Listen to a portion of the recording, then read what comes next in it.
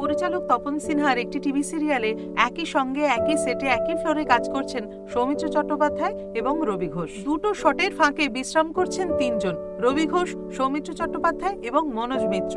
অভিনয়, অভিনেতা, সিনেমা, দেশ বিদেশের চলচ্চিত্র এইসব নিয়েই আলোচনা চলছে।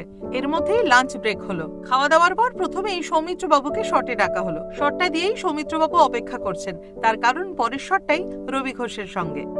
হঠাৎ একজন দৌড়ে এসে খবর দিল রবি ঘোষ অসুস্থ হয়ে পড়েছেন। ফ্লোর থেকে সবাই দৌড়ে বাইরে গিয়ে দেখলেন রবিবাবুকে ধরাধরি করে গাড়িতে তোলা হচ্ছে হসপিটালের উদ্দেশ্যে। সৌমিত্রবাবু মেকআপ রুম থেকে তাড়াতাড়ি রবি ঘোষের চশমাটা সঙ্গে নিয়ে তপন সিনহার সঙ্গে গাড়িতে উঠলেন, কারণ সুস্থ হলে রবিবাবুর আগেই চশমার প্রয়োজন হবে। হসপিটালে পৌঁছতেই কিছুক্ষণের মধ্যেই ডাক্তারবাবু জানালেন রবিবাবু আর নেই।